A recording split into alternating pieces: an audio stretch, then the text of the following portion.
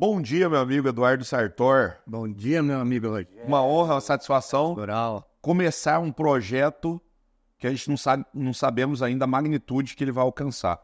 Porque nós acreditamos, primeiramente, em Deus, Amém. na família e na pátria. Somos do agro, porém somos feitos do agro. Somos feitos do agro e que Deus abençoe os 7cast agro. 7cast Rural Agro. 7cast rural. Não está definido o nome ainda, esse aqui é um projeto que estamos começando ainda. De uma ideia de duas mentes, uma que é totalmente desenvolvida e criada dentro do agro, e eu parcialmente criado dentro do agro, depois refeito pro agro. O Eduardo Sartor é um grande amigo que veio através de uma conexão brilhante de um grande amigo também, que é do Rafael Maia, Sim. nosso grande amigo Rafael Maia. E começamos a caminhar junto e estamos aqui hoje, depois de esboçarmos um para o outro o mesmo desejo, o mesmo sentimento, a mesma vontade. E veio Na cabeça, né? a mesma cabeça, a mesma mentalidade. E com o sentido de que nós tínhamos que desenvolver alguma coisa para poder defender, de fato, as ideias em relação nos grandes centros, né? Em relação ao que pensam, o que falam e como acreditam que o agro é. De um conceito totalmente errôneo, de forma totalmente... uma concepção totalmente errada de quem é o agro e como os agropecuaristas, os agricultores, operam a agricultura de fato. Lá, muitas das vezes, as pessoas acham que o leite, longa-vida, ele nasce dentro da caixinha. Dá uma chacoalhadinha lá, a caixa estufa e aparece leite lá dentro, né?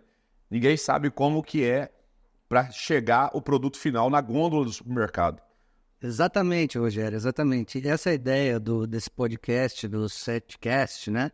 Que está nascendo hoje, é uma semente aí maravilhosa que nós conversamos e acabamos... Falou, vamos dar o primeiro passo. Como? Subindo o primeiro degrau, né? Essa ideia é uma ideia de contar a história.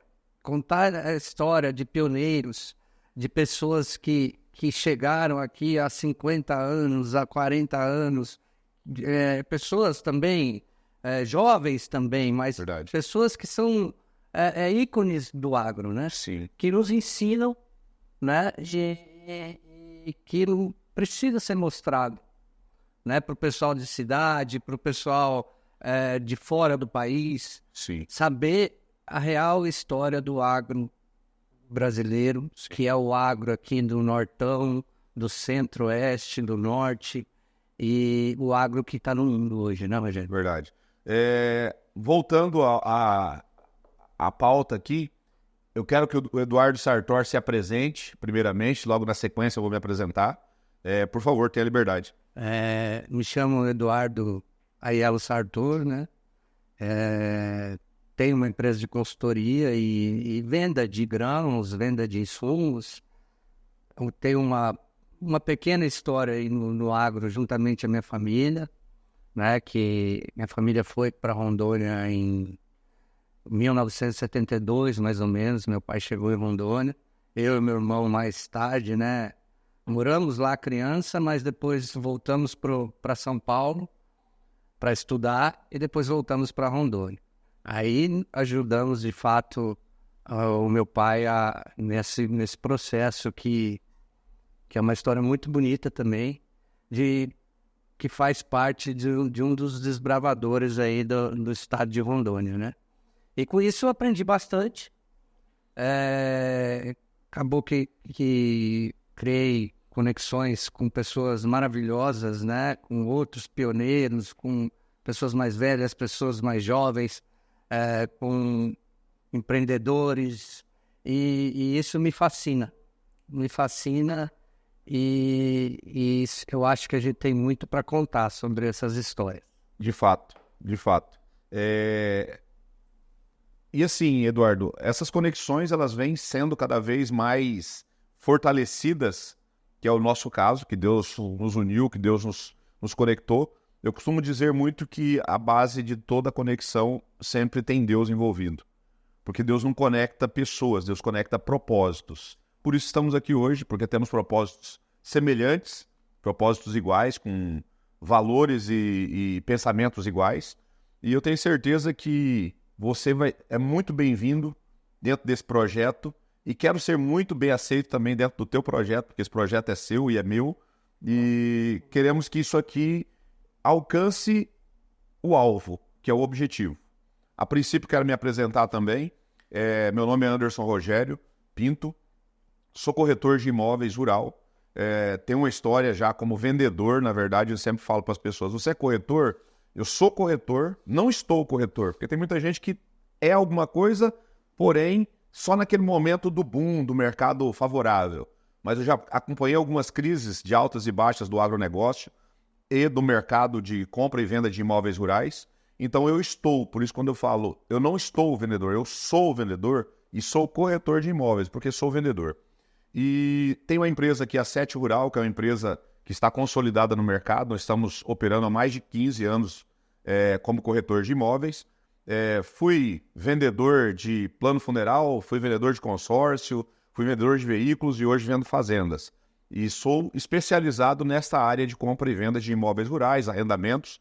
E a Sete Rural está aqui hoje para colaborar com esse agro, né? A Sete Rural é uma empresa que já atende grandes cases de sucesso do agronegócio. Sou nascido no município de Paranatinga, porém registrado em Cuiabá, por motivo de que questão de cartório, de não ter cartório naquela época na minha cidade, ou por motivação outra qualquer, acabei sendo registrado num cartório de terceiro ofício em Cuiabá. E aqui moro, sou apaixonado por Cuiabá e tenho uma história muito, muito bonita dentro do agro. Eu fui envolvido no agro, até porque o homem, na verdade, ele nasce da criação de Deus, por isso acreditamos no criacionismo, acreditamos até no nome que estamos dando aqui como um jargão, como um slogan do nosso podcast, né? Sim. Que o homem ele vem oriundo do quê? Do agro, ele vem do pó da terra. Ele é constituído por Deus através do pó da terra. Então, daí, no entanto, o homem peca ali, erra com Deus, ele comete ali uma falta de respeito, ele comete um pecado, ele comete ali um deslize, no qual ele tem uma consequência pela escolha que ele fez. E toda escolha tem consequência positiva ou negativa. E do homem, a consequência foi que ele tinha que começar a trabalhar. Que a partir daquele momento, daquele erro dele, da queda do homem, Deus lança sobre o homem um legado, que o homem teria que comer do suor do teu fruto. E isso está escrito na Bíblia, no livro das Escrituras Sagradas. Está escrito lá o quê? Está escrito exatamente isso aqui. Do suor do teu rosto comerás o teu pão, até que te tornes a terra, porque dela fostes formado, porquanto és pó e em pó te tornarás. Por isso, o slogan nosso hoje passa a se tornar: somos feito do agro. Por isso, esse slogan. Existe um foco, um objetivo e um propósito desse nome que vai ficar tão forte e conhecido no mercado. Somos feito do agro. Correto? Estamos aqui à disposição de todos para entregar o melhor, como o Dudu falou. Nós queremos trazer aqui, sintetizar o quê? As histórias de produtores rurais que chegaram aqui no Mato Grosso há 30, 40 anos atrás, 50 anos atrás, como é a história do seu Carlos Simão Introvini, sim, como é a história do teu pai, como é a história de vários outros produtores que queremos trazer aqui e contar a história desses caras para quê? Desses grandes homens. Por quê? Porque a história deles não deixa esse legado do agro positivo cair em mentiras ou em fakes que estão criando em relação ao agro. O agro é uma estrutura que mantém hoje o pilar da economia brasileira. Então nós temos que acreditar nisso. E eu passo a palavra para o Eduardo Sartor para falar um pouco mais sobre a parte técnica. O Eduardo, que teve por muitos anos morando em Rondônia, tocando pecuária, tocando lavoura junto com a família dele. Eles têm uma propriedade, a família do Eduardo tem uma propriedade ali em Corumbiara. Corumbiara, Chupinguaia. Rondônia. Exato. Dando continuidade aí, a gente quer contar a nossa história, porque a nossa história, basicamente, é a história desses pioneiros. Esses pioneiros fizeram a nossa história fizeram nossos estados, né? Que é Mato Grosso, Rondônia, Mato Grosso do Sul. Eles vieram de São Paulo, Rio Grande do Sul, Santa Catarina, e trouxeram para nós esse trabalho, né? Então, nós vamos, com esse podcast, né? Nós vamos contar a nossa história. A história desse Brasil que funciona, desse Brasil que o mundo precisa conhecer. Né, meu amigo? É isso aí. E partindo do princípio que você é o nosso primeiro convidado, então, que já é parceiro no desenvolvimento do podcast, conta um pouquinho da história do teu pai, que um dia nós queremos ter a honra de receber ele aqui, para que ele mesmo possa contar um pouco dessa história dele. Como que foi aí, só para o pessoal entender o que a gente quer fazer com isso aqui? Qual é a motivação disso aqui? Conta um pouquinho da história, o que o seu pai pagou de preço, o que o teu pai teve que abrir mão para poder conseguir desenvolver um patrimônio que ele havia comprado ali naquela região, as dificuldades de acessibilidade, de logística, de qualidade de vida, de saúde e tudo mais que a gente sabe que abrange o desenvolvimento de uma nova fronteira para se desenvolver alimento. E naquela época existia uma lei que o governo federal daquela época dizia que era integrar para não entregar, principalmente naquelas regiões do Acre, Rondônia ali, que eram regiões de limite, de fronteira nacional. Existia muito esse medo desses outros países invadirem o nosso território. Então, os produtores rurais foram cruciais na limitação de que essas pessoas não invadissem, que até invadiram e depois tiveram que recuar pela questão da guerra, pela questão de confrontos, né? De um país com o outro. Conte um pouquinho da história do teu pai para nós. Essa história é uma história basicamente igual a de muitos produtores, né, que vieram para o Mato Grosso, foram para Rondônia, foram para outros estados. Mas especificamente a história da minha família, do meu pai e dois tios meus, sim, foi que em 1972, ano que meu pai estava terminando de se formar na faculdade, na escola Luiz de Queiroz, na USP, né? Na Exalc, saiu uma licitação do governo federal, do governo militar na época. Há 53 anos atrás, 54 anos atrás. Exatamente. E nessa licitação para fazer a medição, né, topográfica do estado de Rondônia. E o meu pai e dois tios meus ficaram sabendo e montaram uma empresa de topografia na época, né? E entraram na licitação para fazer essa medição dessas terras. E com essa medição seriam feitos especificados os lotes para sair o leilão depois para quem quisesse comprar e viesse para integrar, né? Para integrar, que era o movimento da época. Na época que era integrar para não entregar, né? Sim. Então, e nessa história eles vieram com a coragem, né? E passaram uns 4 anos, mais ou menos, medindo boa parte das terras do estado de Rondônia, no cone sul do estado de Rondônia, sim, onde está hoje Corumbiara, Chupinguaia. Uma das terras mais férteis que existe no nosso país. Uma das terras mais abençoadas, com clima, com teor de argila e hoje... Topografia plana, suave e ondulada, assim. Né? Do país e uma das melhores do mundo hoje. Sim. E assim, eles fizeram toda essa medição, concluíram o trabalho, que foi um trabalho árduo, né? Para vocês terem uma noção. A primeira vez que eles chegaram nessas terras, primeiro eles vinham de carro até Cuiabá. De Cuiabá para lá o acesso era quase Vilhena. Era uma estrada de terra feita pelo exército, que eles demoravam 10 dias de jipe até Vilhena, né? E de Vilhena eles saíam para medir essas terras. Nessas estradas, qual é a história que você lembra que teu pai conta das dificuldades de atoleiro ou de veículo quebrar e tal? Me conta um pouco sobre essa dificuldade, porque isso enaltece um pouco o nosso propósito. Primeiro, eles andavam por jipe, barco, e em alguns lugares tinham que ir até de helicóptero. Sim. Alugar um helicóptero, né? Não tinha, mas alugar um helicóptero para chegar em alguns lugares, né? E uma história bacana que eu sei que ele conta bastante, né? É que na primeira viagem deles, de Vilhena até onde hoje é a fazenda, né? Do meu pai, Sim. Fazenda São Domingos, então, eles demoraram de 7 a 10 dias no lombo de mula, picada. 7 a 10 dias lombo de animal. Lombo de animal, né? E tomavam banho em poça d'água, que não era todo lugar que tinha cor.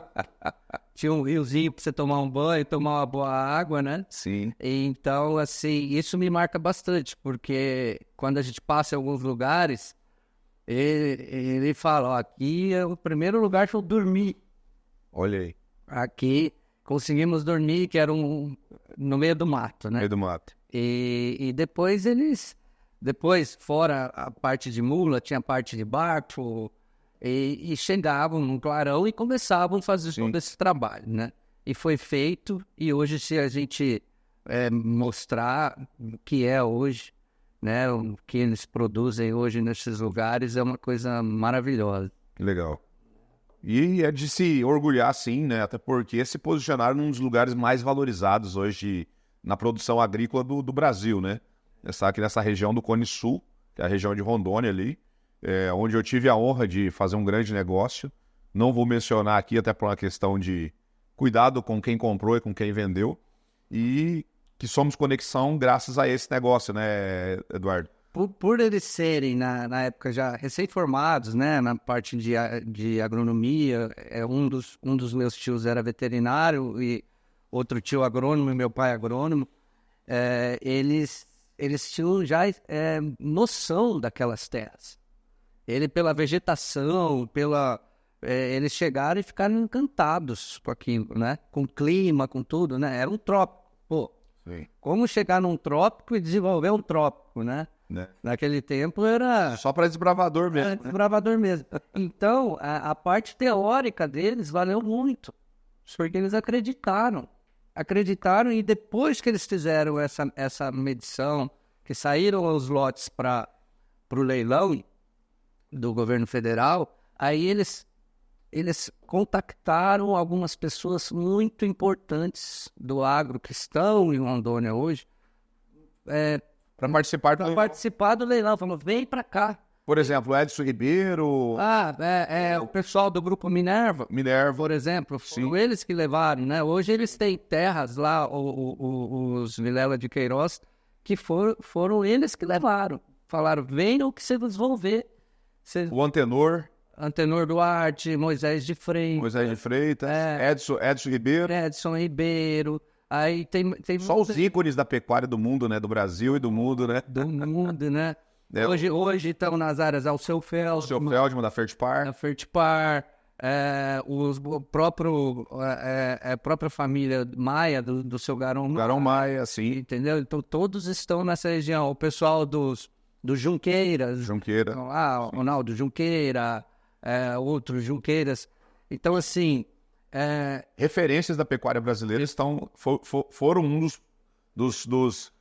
dos fundadores daquela região na pecuária e no agronegócio ali naquela região. Exatamente. E uma coisa que é interessante ser contada, por que foi muito importante essas pessoas, esses profissionais do agro da época, acreditarem nessa região?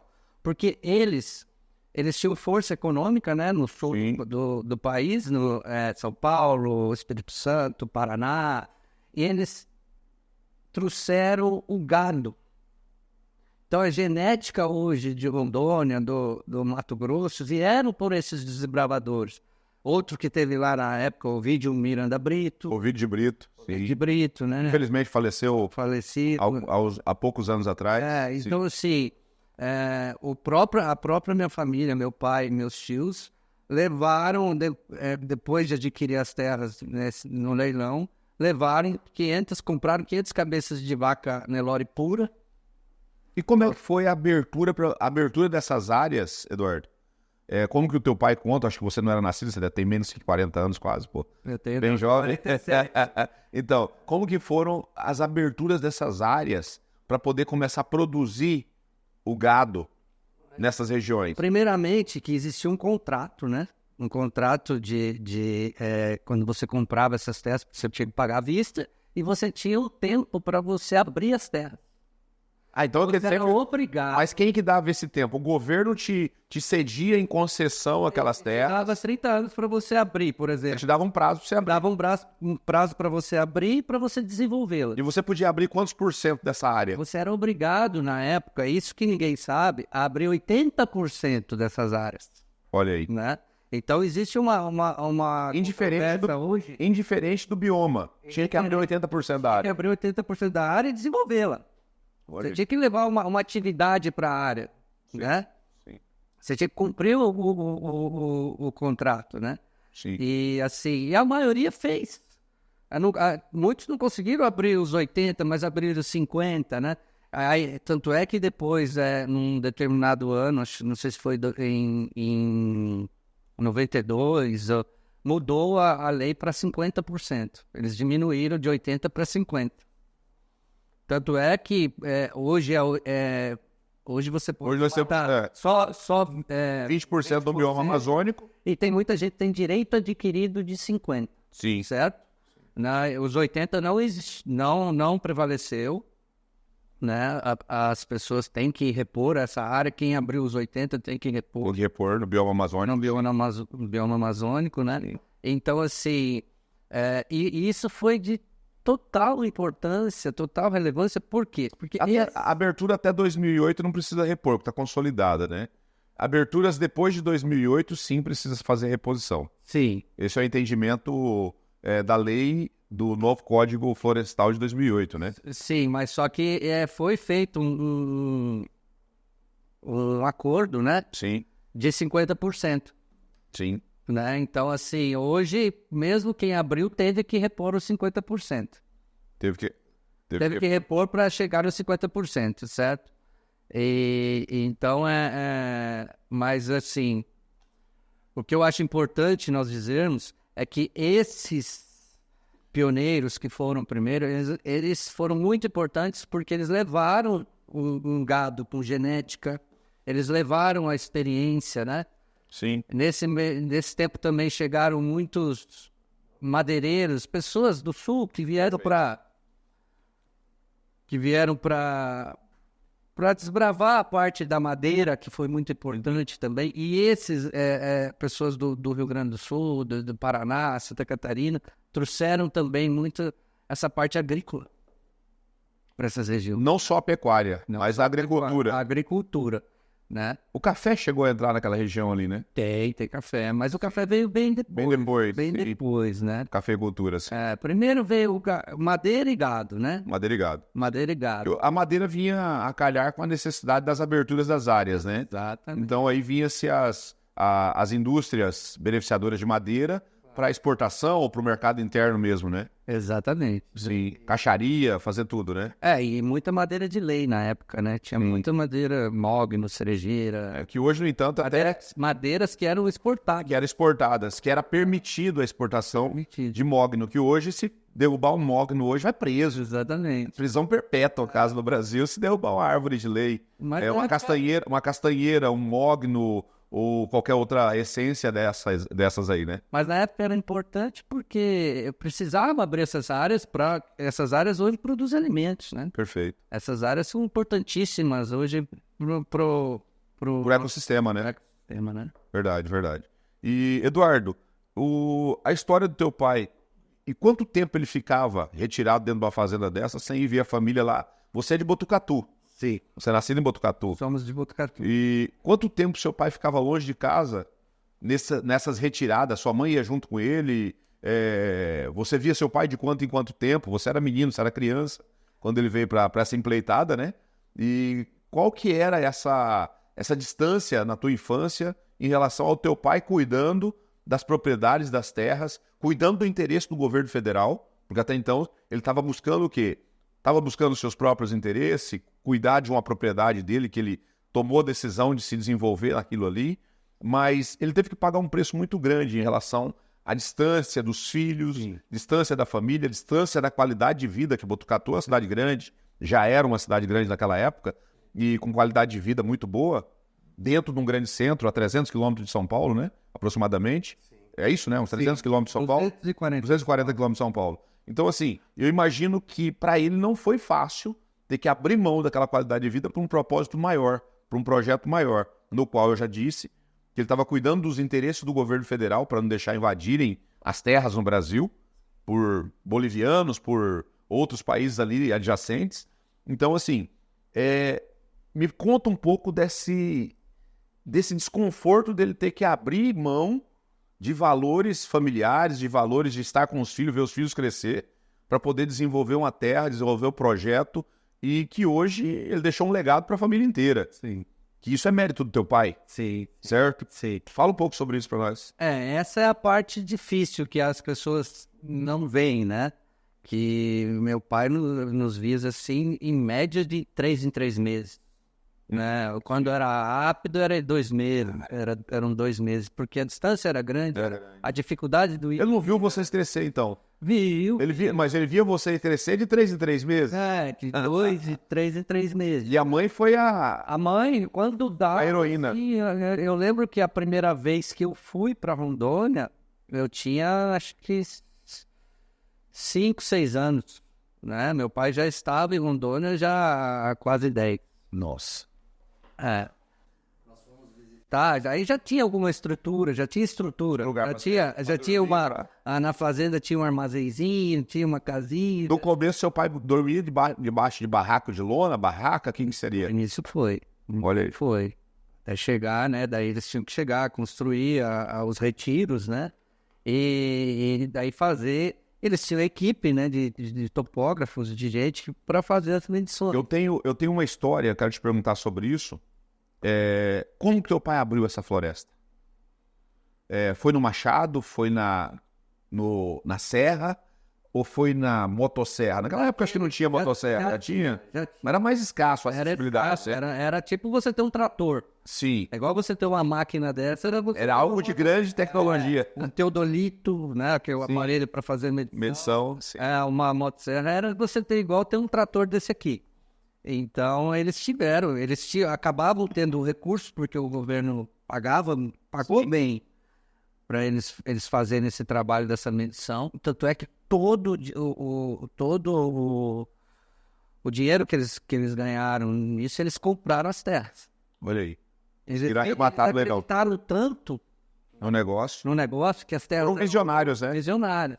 Sim. Que compraram e entraram na licitação e conseguiram comprar as terras que eles queriam. Hoje nós estamos falando dessas terras de Rondônia com um preço aí do hectare aí, ultrapassando 650, 700 reais, ou 700 sacas de soja, desculpa. Ultrapassando 700, 650 sacas de soja por hectare útil.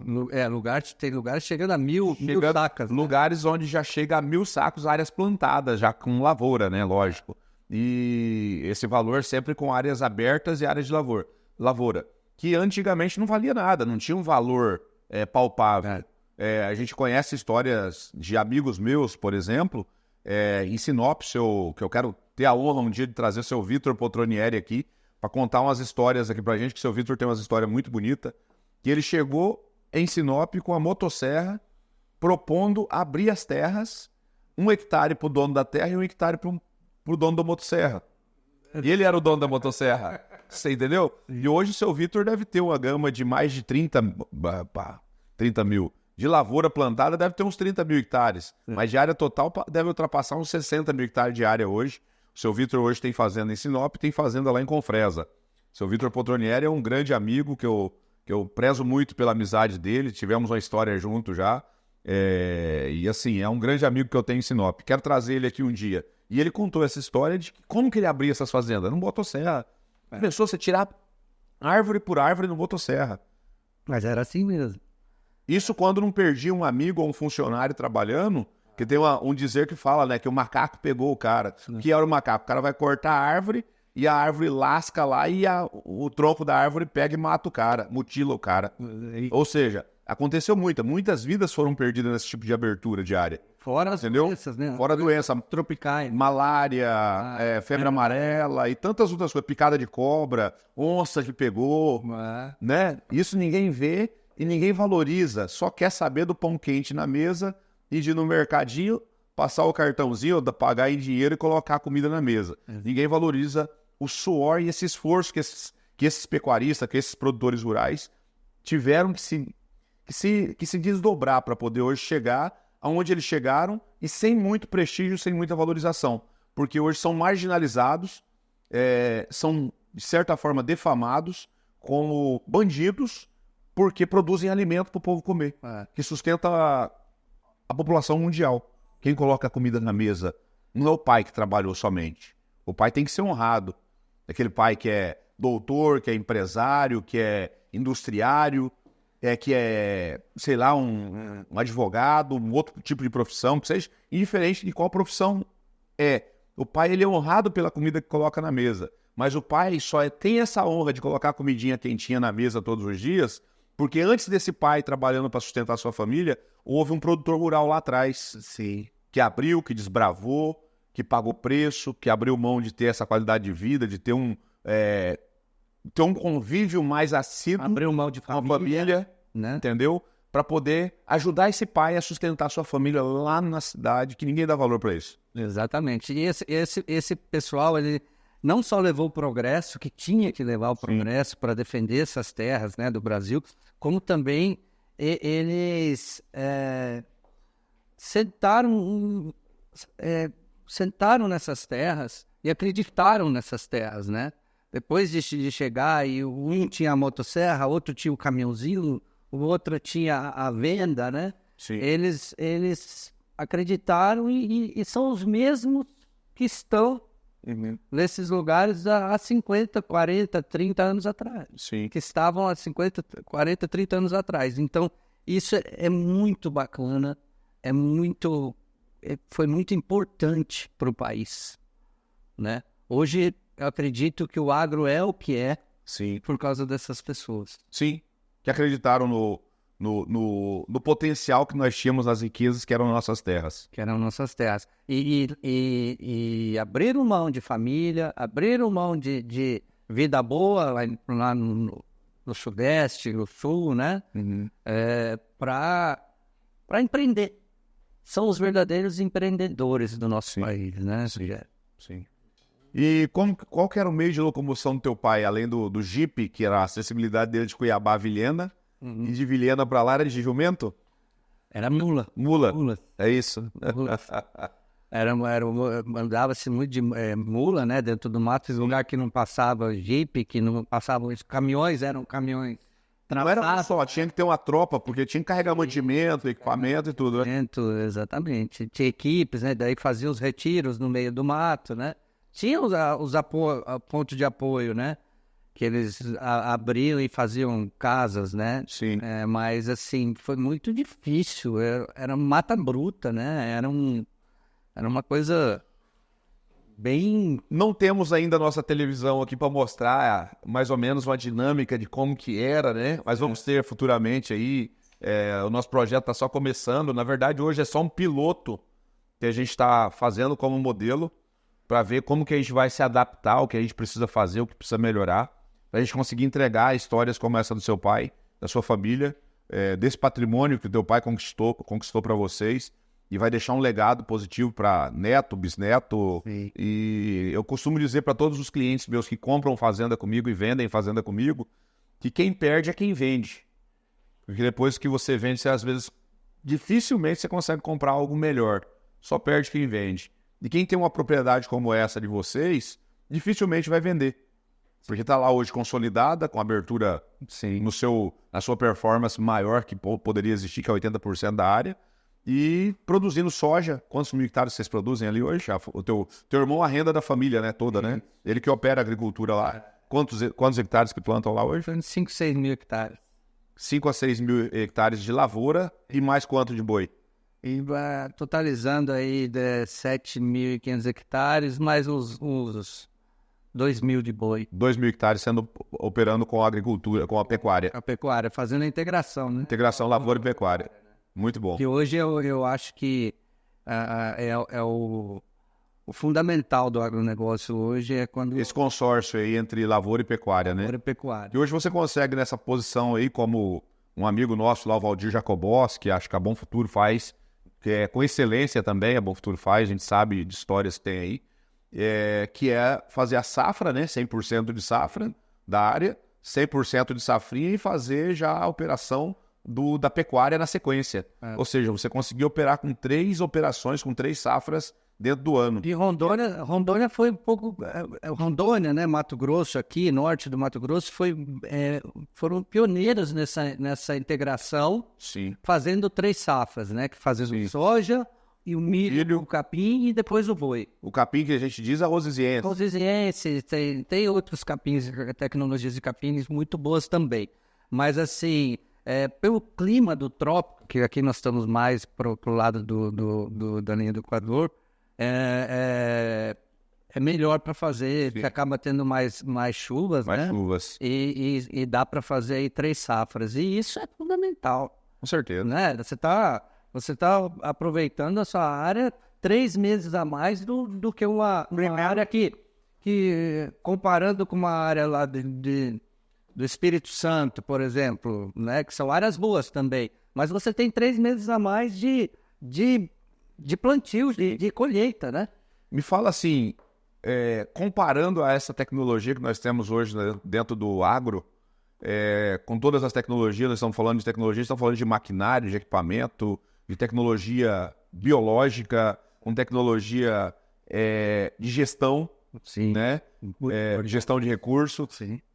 Comparado ao modelo de pecuária de 30 anos atrás, 40 anos atrás. Você que trabalhou muitos anos com teu pai na fazenda, operou, que deu consultoria por muitos anos para criadores de bovinos. Sim.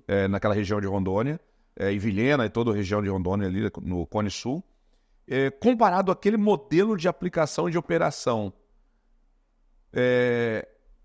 nós conseguimos chegar longe, a gente já consegue chegar mais ainda, eu tenho convicção disso, que a tecnologia ela só agrega valor na produção agrícola e na operação da pecuária brasileira.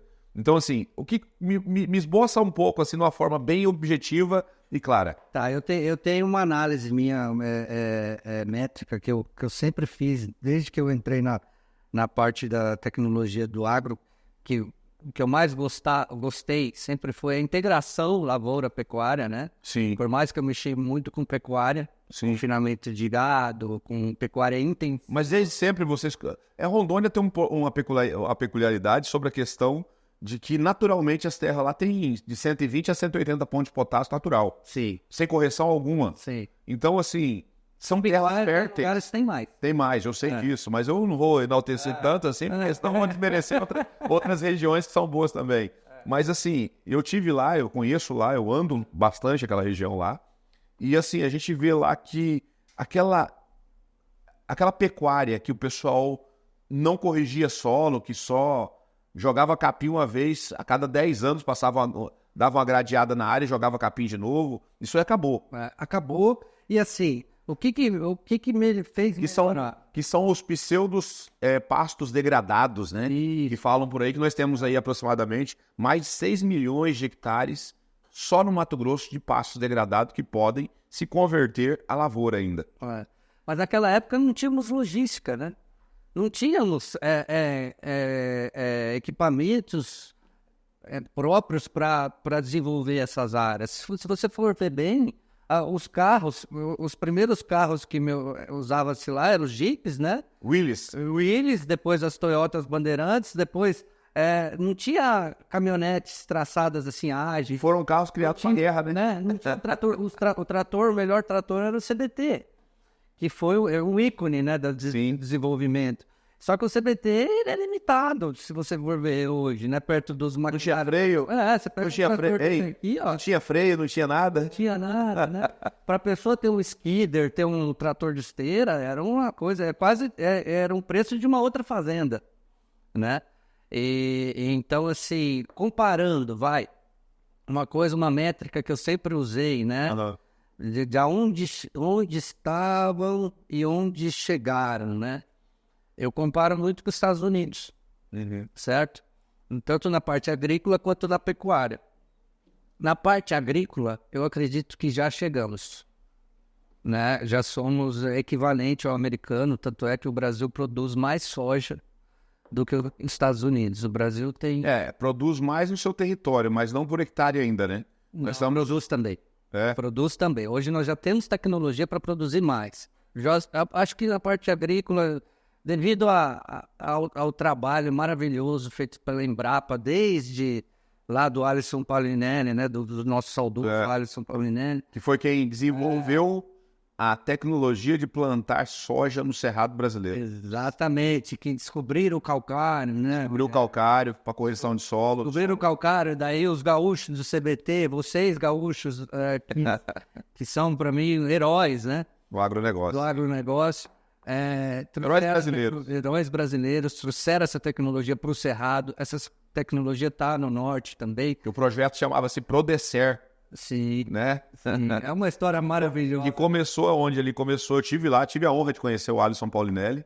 Conversei com ele, fiz algumas perguntas para ele, para o meu entendimento, para o meu esclarecimento melhor. E foi ali a região do Goiás, ali naquela região de Cristalina, Goiás, né? Cristalino, Goiás, não sei, eu não lembro o nome da cidade.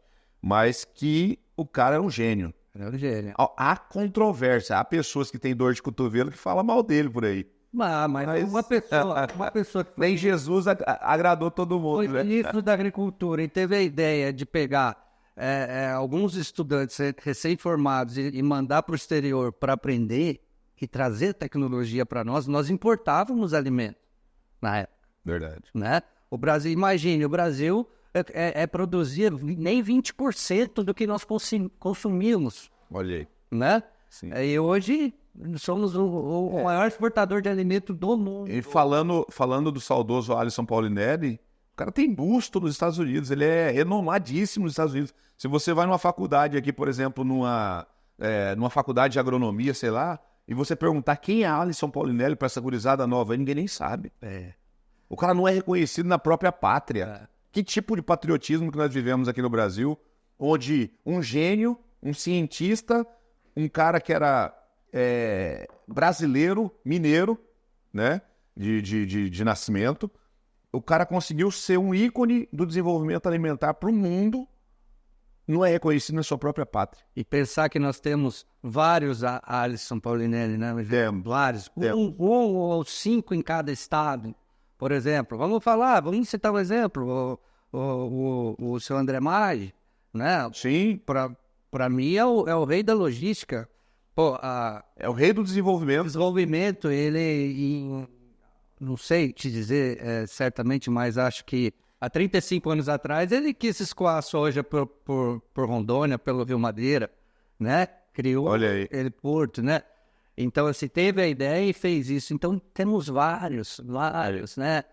Pessoas agora que chegaram no nosso estado aqui, no Mato Grosso, e acreditaram no etanol de milho. Aí o pessoal o seu José Lopes, né, da Impasa, que se estabeleceu primeiramente em Sinop, uma mega indústria em Sinop, está se dando bem, está abrindo, acho que agora está com a indústria já em fase de implantação, e no Maranhão. Exatamente. Então, assim, a tecnologia vieram por esses pioneiros, né? Sim. Esses pioneiros que trouxeram o gado com... Quero ter a honra de trazer o seu José Lopes, José Odivar Lopes. Quero ter a honra de trazer o senhor aqui para bater um papo bem à vontade, contar um pouco da história do senhor, como que o senhor começou no agro. Acredito eu que não tenha sido lá no Paraguai. Eu acho que o Paraguai foi uma fonte, foi uma ponte, né? Mas o cara tem uma história maravilhosa dentro do agro, tem uma história que dá para contar e enaltecer o agro cada vez mais. E tantos outros, né? Assim como você disse do seu André Maggi, do próprio Blairo, do próprio... Vamos colocar aí, não falando só dos bigs, né? Dos grandes cases do agronegócio mato-grossense, e brasileiros e mundial, que é o caso do Blairo hoje, que está figurando entre os 5 maiores produtores de soja do mundo, do agro, né? Uma das maiores empresas do agro brasileira. Então, assim, não só enaltecendo os grandes, mas os pequenos também. E quantos desses perderam tudo? Numa época que não se tinha custeio agrícola, que o preço da soja era muito desvalorizado, que o boi era muito desvalorizado, que não tinha competitividade no mercado internacional, que eles não tinham acesso nem à informação de quanto ia ser o preço do gado no próximo ano. E hoje a tecnologia está na palma da mão e eles sabem, na ponta da caneta, o custo que custa cada cabeça de gado por hectare. Sim. Hoje eles têm tudo esplanilhado, hoje tudo muito mais fácil com a tecnologia. Né? Isso que a tecnologia trouxe, né? Ensinou o produtor rural a mensurar, ensinou ele a saber quanto vale, por quê? Porque comparado com o quê? Com os Estados Unidos, comparado com, um mensurar mundial, porque nós vivemos produzimos commodities. Sim, certo? Sim. Então nós temos que aprender a saber quanto vale, né? Quanto vale isso no mundo hoje. Me fala uma coisa, trazendo para a nossa realidade aqui do nosso propósito, do nosso podcast. Como que você vê seu pai hoje? Meu pai? Depois de ele ter enfrentado todas essas dificuldades para poder desenvolver... ele desenvolveu uma região. Ele foi é um cara que eu acho que o estado de Rondônia, aquela região do Cone Sul, deveria homenageá-lo com honras. Sim. Porque ele foi o cara que foi contratado para medir aquelas áreas, para poder desenvolver um loteamento para integrar para... como que é? Integrar para não integrar. Integrar para não integrar. Esse era o slogan de campanha daquela época, daquele presidente. Então, não falando da parte política, nós não estamos aqui para enaltecer nenhum político, e sim para falar da história desses produtores que são heróis na produção de alimentos no mundo, e no Brasil principalmente, e que valorizaram as nossas terras, valorizaram as nossas cidades, valorizaram as nossas regiões, certo? E que hoje temos uma qualidade de vida aqui no Mato Grosso, nas cidades do interior principalmente, graças a esse povo, os agropecuaristas, os produtores rurais. E como você vê teu pai? Você respondeu a minha pergunta. Acabou de responder, como herói. Né? Hoje, assim, eu vejo uma criança na África comendo. Eu falo, esses heróis, como meu pai, como esses pioneiros, como... Eles ajudaram essa criança a comer. Porque quanto mais se produz hoje alimento no mundo, mais barato, mais acesso uma criancinha da África vai ter acesso ao alimento. Entendeu? Então, assim, quando olhar tudo o que fez, que vale, o que não vale, o que é, o que não é uma coisa. Agora, você saber, ter a noção de que uma criança come um pouco mais hoje porque alguém da sua família, um pai seu, acreditou, sofreu, foi pioneiro para produzir alimento, isso me satisfaz, né? E só me dá orgulho de ser do meu pai e de toda a minha família. Sim, sim. Né? De tudo que nós passamos. Qual o nome do teu pai? É Maércio Domingos Paulo Sartor. Maércio. Agrônomo formado na Exalc. Olha aí. Na turma de 1972. E que só me trouxe muitos ensinamentos e alegrias. Isso é o que fica. Esse é o que fica. Pro resto da vida. É o que fica. Isso é o legado que ele deixou para você, o legado que ele deixou para seus irmãos, é o legado que ele deixou para a nação brasileira. Para um estado de Rondônia. E assim, para os netos, né, principalmente. Todos eles, né, todos esses pioneiros, se os filhos, as pessoas que os conhecem tiverem noção do que eles fizeram. Você já ousou escrever o livro do seu pai? Não, mas assim, meu pai, eu acho que ele precisa escrever um livro, sim. Ele tem... Exatamente. Ele precisa, sim, porque ele tem muita história. Acho que todo homem precisa escrever, o homem do campo precisa escrever um livro. Todos eles. Todos eles. Porque todos eles fizeram filhos, abriram a área de lavoura, plantaram árvores. Sim. Falta escrever o livro para ficar completo na história. É isso aí. Mas assim, eles deixaram meu pai tá com a gente, graças a Deus. Quantos anos você tem hoje? Meu pai, ele tem 76. 16 anos. não é somente um legado, né? É um propósito. Ele tinha 22 anos, 20 anos de idade quando foi para Rondônia? 20 e poucos anos, acho que 24. Muito novo. Assim, muito novo, né? Verdade. Mas assim, se não fosse jovem, não iria conseguir encarar isso aí que todas essas pessoas encararam, né? Verdade. E assim, e hoje se você vê o que você conhece bem, né? Mas se vocês verem o que é esse progresso que essas pessoas levaram, não só em Rondônia, como para o Mato Grosso, aqui para o Mato Grosso, para o Tocantins, Pará, né? O que se produz hoje é maravilhoso, Rogério, é maravilhoso e ajuda uma criança a comer melhor. Colocar um alimento no prato de uma criança que... Na África, porque quanto mais alimento tem no mundo, mais acesso essas crianças vão ter alimento. Vão ter acesso ao alimento. Né? Que, infelizmente, alguns governos estão contra isso aí e colocam gosto ruim, falam mal, criam narrativas, né, como eles mesmos dizem. Exatamente. Totalmente torta, errada e equivocada sobre o que é o agro e o desenvolvimento que o agro traz. Falando até mesmo que os agrotóxicos matam pessoas. Isso. Na verdade, é uma lenda que criaram em relação ao agrotóxico, né? E eu tive na palestra do Caio Coppola, em Campo Novo Parecis, na última sexta-feira, e ali falando sobre as narrativas que eles criam, essas fake news que eles criam em relação que o agro mata. O agro não mata, muito pelo contrário. O agro é vida. E tudo que vem da água, que vem do solo, é vida. A prova disso somos nós. Estamos aqui com todo o vigor e que eu tive com um médico há tempos atrás, que ele esses médicos da medicina chinesa, que fala o seguinte: quantas horas por dia que você anda descalço?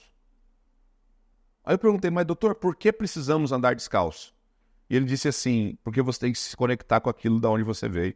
Mas peraí, doutor, como assim? Você tem que andar no barro, você tem que andar no chão, para você pegar energia e descarregar energia ruim. Isso é contato com a natureza. Você precisa desse contato, dessa conexão, até para a sua saúde biológica melhor.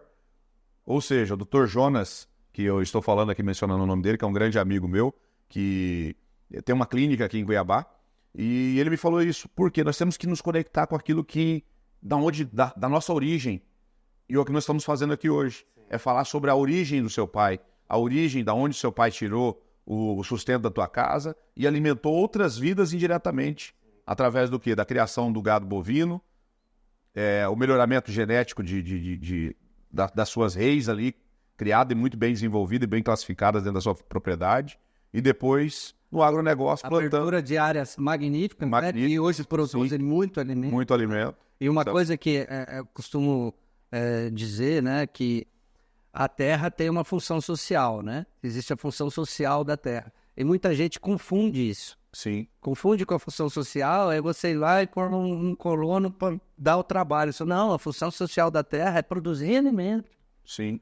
A função social da terra é quanto mais aquele hectare de terra, quanto mais alimento ele produzir, mais uma criança. Mais acessibilidade vai ter acesso. Não só na África, no mundo inteiro. Eu dou um exemplo. Quanto mais produto ofertado no mercado, menor o preço. Então, quanto mais produto tiver no mercado, mais oferta. Mais oferta. Mais oferta, mais acessível. Então, assim, se as pessoas da cidade... Infelizmente, o desgoverno que nós estamos vivendo no Brasil é contra esse desenvolvimento. Exatamente. Até uma fala recente do Lula falando que ele é contra o agronegócio. É contra, por quê? Porque é um desenvolvimento do Brasil e que é contra o agricultor europeu, né?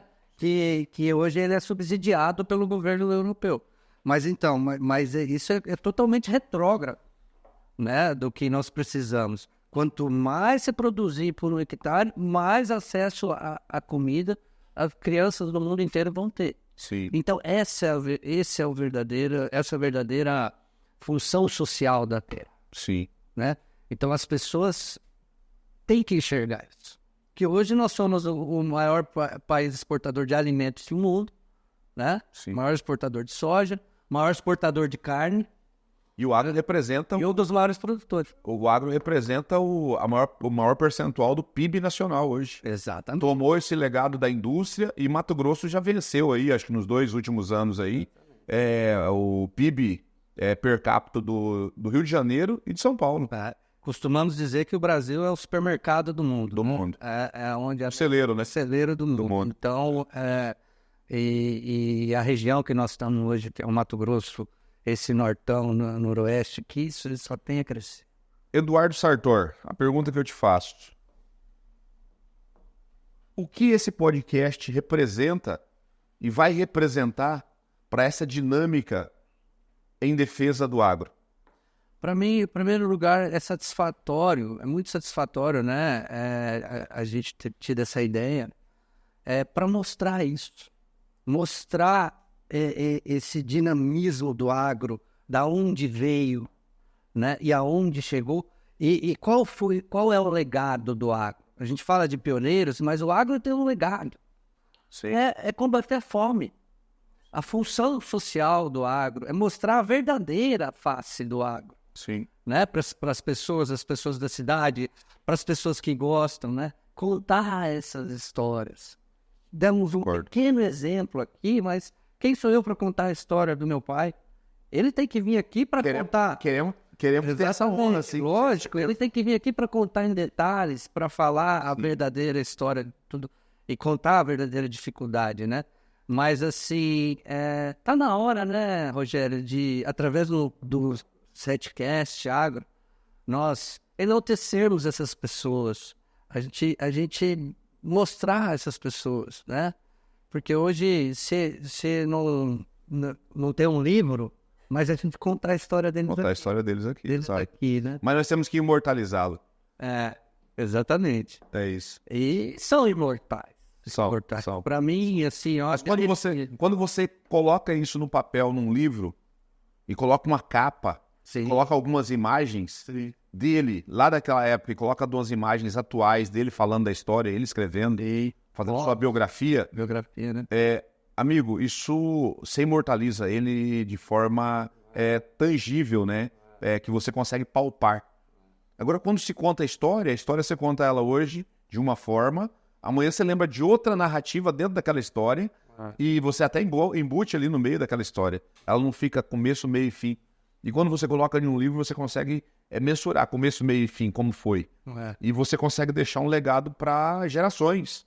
Exatamente. Você entendeu? Para muitas gerações. Que assim é a Bíblia, a palavra de Deus, que foi escrita por homens, inspirada por Deus, e que está aí até hoje, um dos livros mais vendidos do mundo.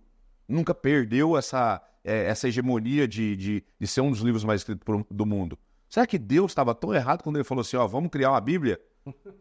Vamos criar a história de Deus, a história da criação da humanidade, do mundo? Ou seja, então, Deus deixou como referência para a gente escrever um livro. Deixar uma história para a próxima geração, para as próximas gerações. Então eu acho que um homem como teu pai, que tem uma história linda, que ajudou o Brasil, que ajudou o Cone Sul de Rondônia, que ajudou Rondônia, e tantos outros produtores, caras que eu fico motivado, fico entusiasmado, né? Que eu gosto de contar a história e gosto de ouvir essas histórias do povo do agro. Desse povo que são guerreiros, que enfrentou sol, enfrentou chuva, enfrentou a braveza... enfrentou o governo. A braveza de animais no campo. Porque ali é onça até hoje. Você passa por ali, dependendo do horário, você vê uma onça cruzando na estrada, no meio daquelas florestas, daquelas matas ali. Você vê ali cotidianamente, matando bezerro, comendo bezerro. É aquela guerra entre não matar a onça, porque é um animal em extinção, e proteger sua propriedade, que é o seu bezerro, o seu gado. Você entendeu? Então tem toda uma guerra ali, uma situação de conflito entre natureza e propriedade particular. Exatamente. E o maior agressor hoje, infelizmente, do produtor, do homem do campo e das suas propriedades, infelizmente não é mais o animal nativo da floresta. É o homem. Infelizmente é o governo. O governo. Infelizmente hoje são as ONGs, os governos, se deixando se manipular por países de pseudo primeiro mundo, como França e outros países, que são países que praticamente abriram suas florestas, desvastaram suas reservas ecológicas, que não tem argumento nenhum bem fundamentado para querer vir aqui e falar que o produtor rural ir em cadeia nacional, mundial, ir em congressos e eventos do meio ambiente e falar que o Brasil é um país que os seus produtores devastam suas florestas. O Brasil hoje ele tem 66% das suas florestas totalmente intactas. E o Brasil tem 14% da área do Brasil é destinada a índio. Na verdade, o agronegócio brasileiro é uma ameaça para a economia francesa. Francesa não, para a economia Mundial. Mundial não, europeia sim. É uma ameaça em que sentido? Europeia, É que nós melhoramos muito nossa produtividade por hectare, nós melhoramos muito nossa competitividade com preço e produto no mercado, e alguns paísezinhos, que eu vou dizer assim, que é um paísinho fraco, pequeno, em questão territorial, talvez seja forte no turismo, na história, na promiscuidade, na prostituição, e que não agrega valor no agronegócio no sentido como o Brasil agrega. Sim. Certo? E o Brasil, comparado com os Estados Unidos, é o único país que chegou no nível de produção dos Estados Unidos, né? No nível de números, né? Por ter essa grande área, ter clima e ter pessoas capacitadas. O que a França produz hoje? Então, Batata e uva? Vinho? E champanhe? Produz um pouco de milho, produz um pouco... Assim, mas o Brasil chegou nisso e pode chegar no nível tecnológico dos Estados Unidos. Na soja já chegou, né? Na cana, laranja já chegou. Mas no gado, por exemplo, está chegando. Mas assim, qual que é o objetivo? Nós temos que ter mais tecnologia, porque logo, logo, quem que vai chegar? A África vem sendo, a China vem olhando a África para desenvolver a África, para chegar a níveis do Brasil. A África ela tem a mesma tipologia de solo no Brasil. E clima. Um pouco mais rica em clima. Isso. Mais bem distribuído as chuvas. Sim. A África tem como o mesmo clima tropical que o Brasil tem. Isso. Até porque se você vê lá no rompimento das placas tectônicas, se você pegar aqui o nosso continente, ele encaixa certinho. Exatamente. Ali na África. Exatamente. Né? Ele encaixa certinho ali. Tem o mapa do Brasil, se você pegar, ele encaixa perfeitamente. E o que acontece? Eu acredito que milhares de anos atrás nós éramos um continente só. Nós não éramos divididos pelo oceano. Tanto é que encaixa o quebra-cabeça. Então, né? as riquezas minerais que a África tem são de grande valor. Só que Inclusive, eu tenho conhecimento, que eu tenho amigos que moram lá, na República Democrática do Congo, e que me falam o seguinte, que lá é chamado de aberração mineral. Do que tem. Você imagina se de minério lá é rico, imagina em potássio, imagina em outras riquezas que o agro tanto precisa para a produção agrícola. Então, assim, só que é um país que está arrimo da pobreza, do desenvolvimento. Lá, todos os tipos de escassez que você possa imaginar tem lá. Inclusive de matéria-prima humana para se produzir. E aí, por que a África é a nova fronteira agrícola, né? Depois do Brasil? Tem um fator que é determinante. A logística. Ela está no centro de tudo. No centro de tudo e do lado da Ásia. Certo? Porque quem precisa de alimento hoje é a Ásia. Tá ali. Do lado. Tá ali, né? Que são as grandes populações do mundo. Essa três continentes, né? Que tá tudo contido em um só. Que é a Europa, a Ásia e a África. Por que a China está olhando para a África? A China logo vai desenvolver a África. Vai pôr tecnologia na África. E se nós, do Brasil, que já temos tecnologia, que saímos da frente, não aperfeiçoarmos, não continuarmos esse crescimento, a gente vai ficar para trás daqui 10 anos. Daqui 10, 15 anos. Eu fui numa palestra do Roberto Rodrigues e ele já fala que a África vem vindo forte para desenvolver o agronegócio deles lá. Então, assim, tem espaço para todo mundo, certo? Essas terras são abençoadas por Deus. Né? Terras boas, clima bom. Então, é muito melhor você preservar uma floresta de terra ruim, né? Que vai ter floresta, vai ter... E usar a terra boa para produzir alimento. Então, ao invés de tanto criticar o Brasil, que faz a coisa certa, de porteira para dentro, nós somos primeiro mundo, como estamos cansados de ouvir e de saber disso. Somos.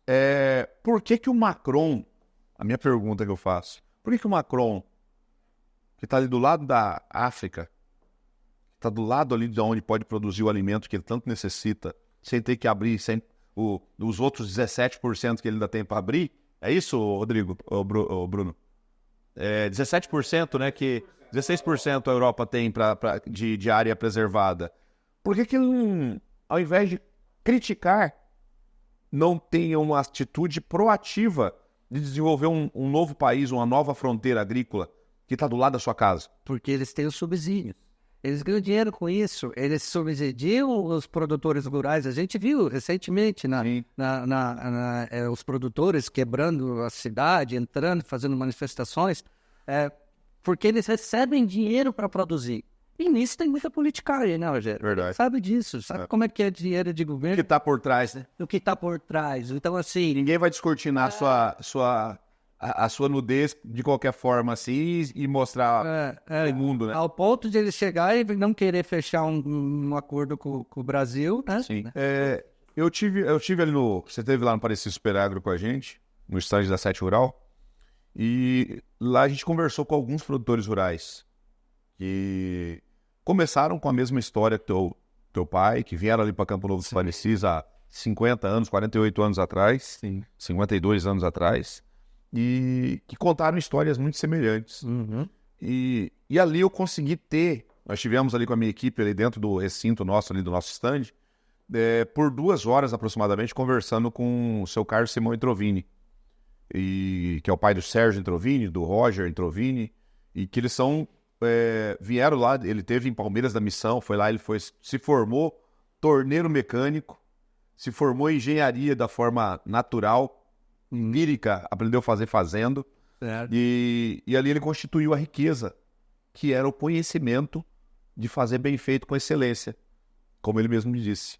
E ali ele, de funcionário, de peão, ele passou a ser dono, participação dessa tornearia, e de repente ele passou a ter a sua própria indústria de torno, e esse cara foi crescendo.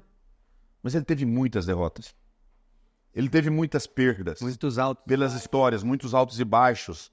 Ele perdeu o irmão no início da história, havia perdido o pai com 3 anos de idade, se eu não me engano. Estou errado há poucos anos só se eu estou equivocado, ele era muito criança. Depois ele perdeu o filho na estrada, aqui em Campo Novo, ou de Campo Novo, de Coxim para cá. Depois ele veio para Mato Grosso do Sul, né? Ali em Sonora, Coxim, as primeiras propriedades dele. Nossa, a riqueza de fatos que ele tinha tudo para desistir do agronegócio. Ele tinha toda a motivação para não vir para o agronegócio. Porque uma história perdeu terra para a própria cunhada, que é a mãe de uma sobrinha dele hoje, que é a mãe, que era a viúva do irmão dele que morreu lá, que era o João. Por isso ele deu o nome do filho dele, João, que toma conta das concessionárias Chevrolet, de João, para honrar esse irmão dele que ele tinha. E assim, esses caras tinham tudo para ter desistido. Tinham. Imagina, ficar longe da família, né? Ficar Entendeu? longe do... E eles não desistiram. Não é que eles não desistiram. Eles não desistiram da família deles, nem do projeto deles. Esses caras não desistiram do Brasil. Exato. Porque Entendeu? eles já tinham um propósito. Já tinham um propósito. E o propósito é esse que nós debatemos hoje. Eles produzem comida, E assim, ó, você analisa assim, quando a gente fala assim, muita gente que é mesquinho, que é medíocre, pessoas medíocres, olha pro agronegócio e fica com inveja. Nós temos que se orgulhar do agronegócio, porque o maior gerador de riqueza hoje do Brasil está dentro do agronegócio. Do Brasil e do mundo. Que é as suas propriedades rurais. E terra, quando a gente fala de terra, 1 quilhão, ainda que seja pequena, média ou grande, a sua propriedade, essas terras são daqui. Ninguém vai colocar num navio e levar embora. Vai levar a produção embora. Mas as terras ficam aqui. É do nosso país. Isso nós temos que defender, essa soberania nacional. Que é a soberania do direito da propriedade, do direito da terra.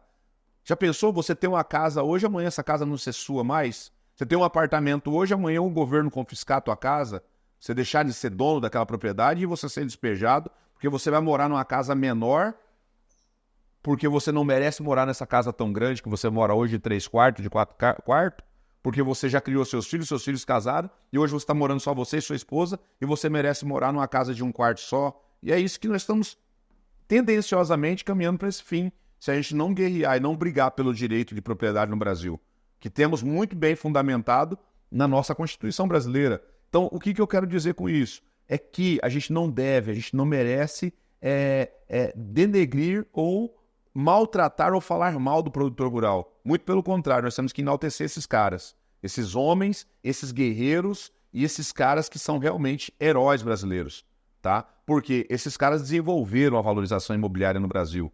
Esses caras, sim, valorizaram regiões pelo Brasil afora.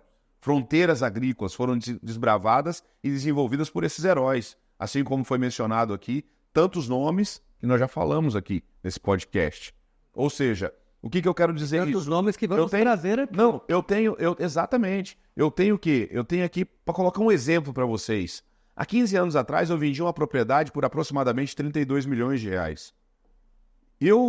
Esse mercado para mim era totalmente esquisito e distante da minha realidade financeira e social. E essa fazenda foi vendida por esse valor de aproximadamente 280 sacos de soja por hectares. Naquele momento, isso em 2009. 280 por hectare, lá entre Lucas do Rio Verde e Itapurá. Hoje, você não compra essa mesma propriedade por menos de 1.200 sacos de soja por hectare. Até porque nem por 1.200 sacos de soja por hectare, o proprietário que comprou essa propriedade, que foi a primeira fazenda que eu vendi na minha história como corretor de imóveis, ele não vende ela hoje por esse valor. Não está no mercado para venda, inclusive, porque ele está produzindo lá. Ele está gerando riquezas e está produzindo alimento para alimentar o Brasil e o mundo lá dentro daquela propriedade. Mas quem perdeu? Quem perdeu foi quem vendeu. Porque perde quem vende ou quem desfaz do ativo. Ou seja, essa pessoa que vendeu não consegue comprar mais nunca outra fazenda daquela dali. Só que a pessoa que comprou hoje tem um ativo que vale por baixo seus 280 a 300 milhões de reais. No mínimo, é o que vale essa fazenda hoje, que pertence a um produtor lá de Lucas do Rio Verde. Então, assim, o que eu quero dizer isso aqui para vocês é que o Brasil é muito rico. Ah, mas a riqueza está destinada à mão de poucas pessoas? Não. Está destinada à mão de quem batalha, de quem luta, de quem acorda cedo e vai para a batalha, vai para o eito para trabalhar, para suar a camisa. O Brasil é rico em oportunidades. Tem muita gente que vai embora daqui do Brasil para outros lugares porque lá está muito mais fácil ficar rico. O Brasil é um país de oportunidades, sim, e de grandes oportunidades, talvez até mais oportunidade de 30 do que de 40 anos atrás. Porque naquela época você tinha que lutar para se manter vivo. Porque tinha muito leão de chácara por aí, revestido como proprietário de fazenda, que era só grileiro de terra, que não queria desenvolver terra nenhuma, que não fez o que o seu pai fez, a coisa certa. Temos muitas histórias boas, mas temos histórias macabras também, sim, dentro do agronegócio. Sim, né? Entendeu? Exato. Meu avô mesmo falava da história de um tal de Murici. Ou seja, meu avô falava muito sobre a moda do Murici. Como é que toca o negócio aqui? A moda do Murici. O cara vinha, pegava os bêbados na beira da cidade, assim, que estavam ali nos botecos, nos cabarés da vida, colocava no caminhão, o cara acordava e já estava no meio do mato. Sim. Aí o cara perguntava assim, mas o que eu tô fazendo aqui? Não, você veio trabalhar comigo aí. Você combinou comigo. Você combinou comigo. O cara tava bêbado, nem sabia se tinha combinado nada. E de repente o cara tinha que abrir uma roça. Ele ia fazer o quê? Ele ia fazer derrubada. E aí o cara colocava uma venda lá, um bulicho, né? E falava assim, ó, aqui você tem direito de tanto de arroz, tanto de roupa, tantas botinas por mês e tal. Aí o cara chegava no final do mês, o cara pegou uma botina só, ele podia ter pego 5. O cara falava que ele pegou 5 e abatia do ordenado dele a 5 botinas. Ou seja, o cara falava, mas não peguei 5 botinas, eu peguei só uma. O cara só falava assim, você só pegou uma porque você quis, as 4 estavam aqui disponíveis para você pegar. Ou seja, também muitos não saíram vivos das suas propriedades. E suas histórias contam isso aí. Ou seja, teve muita propriedade que foi aberta de forma escravizando pessoas. Teve algumas, mas bem poucas. Nada que chega ao ponto de se expor ou de se denegrir o produtor rural. que é 90% das pessoas honestas, corretas e sérias dentro do agronegócio. Exatamente. Entendeu? Existe sempre uma fruta podre. Sim, tanto que tem bons advogados, tem bons corretores e péssimos corretores, Exatamente. tem bons médicos e péssimos médicos, e em todo segmento tem a classe A lá ruim e a lá boa. Mas os bons nunca serão inferiores aos ruins. Por isso que nós temos que mostrar a história dos bons, Dos bons. né? Porque para denegrir tem muita gente Tem muita que gente. quer fazer isso. Forçar. Então, e a gente sabe que a Você me desculpa falar desse lado negativo Claro, e negro, claro. porque a gente tem que deixar claro o nosso propósito aqui, enaltecer o agronegócio e o produtor rural. A gente não pode deixar E o homem do- manchar a verdadeira história Jamais. por causa de meia dúzia. Sim, Isso. por causa de um malfeitor. Exatamente, né, Rogério? Sim. Exatamente. Vamos, isso. Vamos fazer. Tamo junto. Tamo junto. Né? Gostei. Somos do agro. Somos feitos do agro. Somos feitos. Você pode falar assim, somos do agro, e eu falar, somos feitos do agro. Acabou. Fica legal? Fica. Somos do agro, somos feitos do agro. Pois é, Dudu. Somos feitos do agro Somos feitos do agro. e estamos aqui para agradecer vocês, agradecer a você, a sua família, agradecer seu pai pela história maravilhosa que ele tem. Obrigado. Um dia eu quero que eu- contar pessoalmente essa história, né? E eu tenho convicção que você não contou 10% do que ele vai Nem nos contar aqui. 5%, né? Nem 5%, mas eu tenho orgulho. Muito Amém. orgulho. Parabéns. Parabéns pela família, parabéns pela história. Parabéns pela história do teu pai, por ter o sangue dele para poder fazer agora, talvez em outras áreas, o que ele fez, deixar um legado positivo para os seus filhos, para os netos, para as próximas gerações. Por causa dessa história que eu acabei vivendo, né? Juntamente com minha família, com meu pai, eu tenho vontade de conhecer outras histórias. Sim. Até essa ideia nossa desse podcast nosso é trazer essas histórias para a gente Sim. senti-las, ver como foi mesmo, de fato, esse grande legado aí que os Audiozão têm. Verdade. E parabéns aí, agradeço aí a tua oportunidade de ser parceiro seu nesse projeto e ter sido convidado por você para participar num projeto que eu também tinha a mesma visão, a mesma vontade de desenvolver. E vamos crescer junto aqui nesse projeto. Temos muito para aprender com essas pessoas que contarão as histórias delas. E temos muito para entregar com essas histórias que virão futuramente aí, porque a gente vai colaborar com toda a sociedade contando essas histórias. Aguarde edições dos próximos podcasts. Qual o nome? Setcast. Setcast Agro. Exatamente. Temos muito que aprender, né? Somos feito do agro. Somos feitos do agro. Feito do agro. Somos consequência do que vamos mostrar aqui, que é esse pioneirismo, esse legado e essa importância do produtor rural, né? Dessa verdadeira função social da terra, que, ao nosso ver, é diminuir fome no mundo e alimentar o mundo. E valorizar o agronegócio nos grandes centros do mundo. Exatamente, meu amigo.